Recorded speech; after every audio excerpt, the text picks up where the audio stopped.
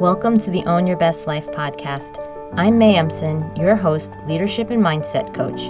Here, we talk all things spiritual, mindset, business, leadership, and wellness for the modern seeker who wants to align their life with purpose and inspiration. We'll cover career changes, stress management, meditation, energy, intuition, and more. Each episode holds spiritual and practical tools to help you live a life of your wildest dreams without getting burnt out along the way. Ready to live a life on your own terms? This is the Own Your Best Life podcast. Welcome, everyone, to episode number 147 of the Own Your Best Life podcast. And so today's topic is on increasing your tolerance for joy and for stillness. And when you're starting to see all of the fruits of your labor start to come into fruition, and you have the life that you have wanted for yourself, that you might have dreamed of from a while back, and you start to think about the sense of, well, what do I want next? What do I think of when I think about this place that I'm at now? And we start to wonder, is this as good as it gets? We start to wonder if we should be expecting the same thing to just be happening for the rest of our lives, or should we expect this eventual downfall after the big win? Should we feel like there's a high and then suddenly there's a low? And today I actually have a third option for you, which is to increase your tolerance for joy, to increase your tolerance for stillness, and the ability to anchor into your success long enough that it does become who you are. It's not just who you want to be, it is actually who you are. And when we think about long-term success, long-term behavioral changes, long-term lifestyle changes, it comes from patience. And patience comes from tolerating emotions, more of the emotions that you might struggle holding onto. And so when we think about joy and stillness, those are the precursor for the expansion of our business, the expansion of our careers, the expansion of our health and our lives. And that's why this will be the topic for today's podcast: how to actually increase your tolerance for joy and stillness. All right, so as a coach, I work with high achievers, and they come in all forms. But the biggest thing that I notice is that they're always challenging themselves to do and be more in their lives, whether it is at home, whether it is more joy, whether it is more fitness, or whether it is more impact in their careers. There always comes a time when we want to see success and momentum, and we actually start seeing success and momentum. And I take them through a process when they're at a crossroads in their life, when they're trying to figure out how to amplify or slightly change or prevent some of the things they see coming. I take them through a process to actually identify who they are, what they want to do, and how to start actually doing those things. Not just have it in our head, but to have it in our lives. Yet, when you have that success, when you have that momentum, the question starts to come of how long can you actually hold that feeling of success? How long will it take before you start to drop out of that? And I want you to really consider the last time that you experienced a win. Like, really think about it. How long did it take for you to come off of that high and then to just move on to the next thing? I want you to really think about it. Maybe it was a promotion, or maybe it was really good personal news. Maybe it was a windfall of a certain extent, or maybe it was some kind of health thing that you had just achieved. I want you to actually consider, how long did it take for you to come off of that? And what I have found for this to be true is that our ability to actually increase our capacity to handle all of the ups and downs of life means that we can actually hold emotions like joy, hold emotions like uncertainty for longer and longer periods of time, and for equally long periods of time. And we also have to allow ourselves to have the stillness that actually comes from not doing, from being in a place where we are aligning, we're contemplating, we're reflecting, we're ensuring that this still makes sense. So we have to allow ourselves to have that stillness and not doing as much as we have those periods of action and of actually doing things. And what you might have found is that you think you need to come back to reality after a win, when you actually need to consider this question: what if this is my new reality? Like, what if this actually is my new reality? I remember I was at a mastermind with some folks, and we tend to go to these nicer hotels and these nicer locations. And I remember just having this feeling. I was doing some spa appointment and had afterwards gone into meditation in one of these kind of more like contemplation rooms. And I remember that feeling of almost that shift of saying like, oh, wouldn't it be nice if this was like my life? And then you start to realize, wait, this is my life. Like, I'm actually in it right now. This is it. And so I want you to almost feel into that one little shift, that one shift that you have when you start to think to yourself, oh, that's just every once in a while, and this isn't real. When in reality, you're in it.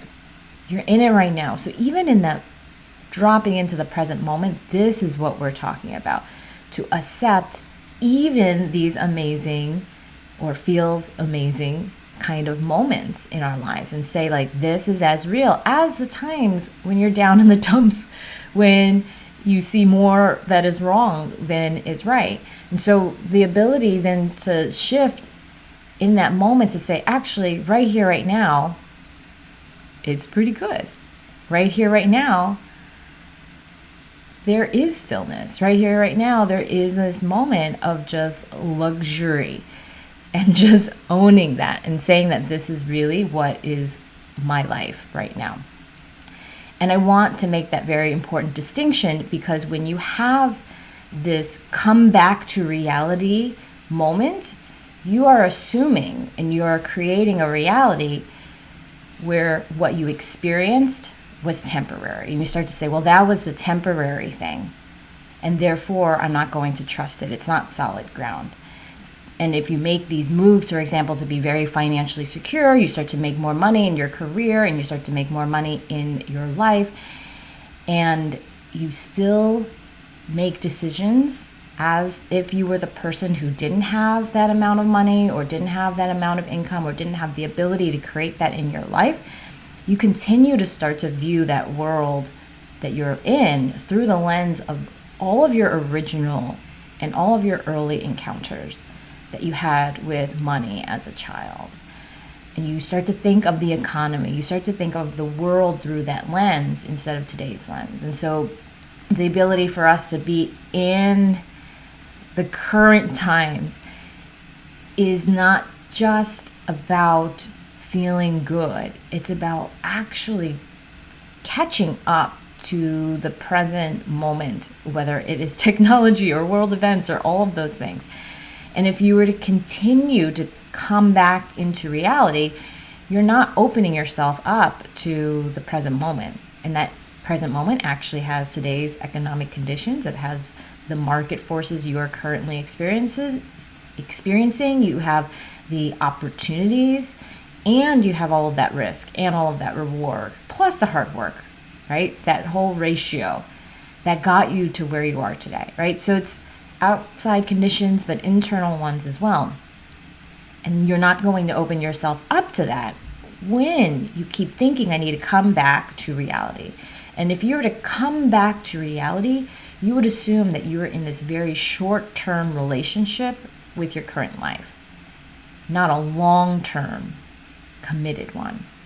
You don't invest. If we think about money, you don't invest as the earner that you are. You don't invest as the earner you want to be. You don't start to see your success as a series of pragmatic decisions that you made and things that were within your control. Within the context of things that are outside of your control, you might just think of it as all luck. And so it's never all luck. It's never all within your control. But I want you to start to understand that when you start to downplay all of your successes, you start to delegate your actions and you delegate your success and you delegate all the outcomes and the results that you want in your life to external forces and luck. When in reality, you might have had a part to play in that situation. So if you actually use that mindset of what if this is my new reality, that's actually a lot more pragmatic, and it's also a lot more risk averse, which sounds weird but true. It's actually more risk averse for keeping your success. So if you can accept the level of joy you have right now, you have now created a new energetic baseline. You've been able to hold for a longer and longer period of time this vibration or this frequency. And when we say those things, what we really mean is this pattern of thinking and feeling and behaviors that are more aligned with what you have. And instead of reaching for more, you're already at the more. And this is what I consider to be a very critical money mindset and wealth management practice, which is the ability to manage your emotions. Increasing our tolerance for joy, increasing our tolerance for stillness is managing our emotions. The ability to hold joy, the ability to be still and to think for long enough periods of time that you don't get bored. You don't try to regress back to your old patterns of thinking and feeling and behaving, ones that were way more unintentional. And many of us are walking around with many of these patterns of these themes from years ago, and they haven't been questioned, and even some of them may never have been even expressed, yet they're running so much of the way that we operate in our daily lives. We see exactly how what we're saying is the things that we might have heard. We see the way we're eating is the way that we grew up eating. We see the way that we think about relationships is the way that we saw relationships, right? So we need to update that code if you're actually in this current world, which you are. And not just because what you have inside doesn't work, right? We're not talking about throwing it all away, but it's because you need to intentionally decide what you want to keep, what you want to bring forth, and what you don't. And many people want to immediately move on to their next endeavor after they've completed one. We just redid our kitchen, for example. And in my brain, I'm already going to, okay, well, what's the next thing? What's the next thing? What's the next thing? And I even had to check myself and say, okay, pause. Let's evaluate what worked, what didn't work, what would I do differently? And even though I do talk about planning a lot, that is really a place for us to be grounded in our prefrontal cortex, right? To reduce the stress of just saying, oh my gosh, there's just so much going on. Even in that space, I'm still coming back to, okay, I have a plan, but I'm going to pause right here, right now, and think about what just happened. Celebrate it, anchor into it, see it as the new way, like this is the kind of house we live in. This is the kind of people, right, that we are. This is the kind of things that we enjoy. And it's not just about a project. I want you to consider that this is also about stages in your life. When you're in your 20s, for example, you're looking for the best people to help shape your career, to teach you things, to help you grow your own capacity to learn, to execute at a high level. But as you move into your 30s, you start thinking about creating more things for yourself and of your own. You start to think, well, what can I lead? What can I start to do? Maybe you start your own business, or maybe you start to do work for yourself, or maybe you start to use your voice a bit more. And then as you hit your 40s, you start to think, I want to do what I'm really good at. I want to really hone in and become best in class. And as you keep going through your life, there is a need to find more joy through each of these different ways of thinking and working, because this is your work to make things that don't feel fun again. And courage doesn't always feel fun, discipline doesn't always feel fun, but it might be required for you to start your own business, to lead in bigger or better ways. You might find fun in the desire that you have for the result, the outcome, the life, the health that you want to have. And if you cannot find more joy and hold more joy, you're going to feel that that desire is too big and that you need to shrink. You need to come back to a smaller size instead of to expand. And when you start having problems in your career or in your business or in your personal life, we often try to shrink. We often try to isolate and go away from others and the problem itself because they don't feel good. And so we want to remove ourselves from this pain, and it's very natural. But if you can increase your tolerance and find pleasure in solving problems across all areas of your life, you're going to want to expand even more. If you love problems, right? Many of you are like, what? But yeah, what if you loved problems? What if you're like, yes, every time I find a problem, that's the next thing that I'm going to figure out. There's a big win that comes from it. You will want to expand even more. And more of life means scaling our life in good ways. It means that, I want these different problems, these higher quality problems. I'm scaling my life in good ways, not just in painful ones. And so the same thing goes for stillness. Often our ability to do comes from our ability to be still. And I don't mean the stillness in watching TV at home on your couch. Although, you could do that. I'm not saying that you can't sit and watch TV. I'm talking about the stillness of being able to be with yourself, to be with your mind, to be alone sometimes, to actually notice your thoughts, notice your feelings, notice all your behaviors, all the actions that are leading you to where you are today, and be with it and examine it and notice it, because all of those patterns are so rich with information, so rich with wisdom. And whenever I lead retreats, a big part of that practice is stillness. A big part of figuring out what you want next comes from having the space to let yourself hear and witness what it is that keeps coming up for you. It is the prelude to big ideas, to big decisions, to all of the breakthroughs. And when you sit long enough with an idea, a plan, or a decision, you feel this urgency to change. Something has to change. You learn that you can't ignore, and these things just keep coming back up. And you also learn what you can ignore and what's not true, like the thoughts and the patterns that come up but aren't necessarily true. And that's the emotional mastery that will lead you to these incredible results when you think about your health, when you think about your wealth. And when I think about all of the health and the wealth and the success and the relationships that I feel so good about in my life, they have always come through emotional mastery. They've always come through the ability to create a well thought through plan, of executing it, of expressing myself clearly when I even feel scared. And that comes not from an energy of all these high emotions.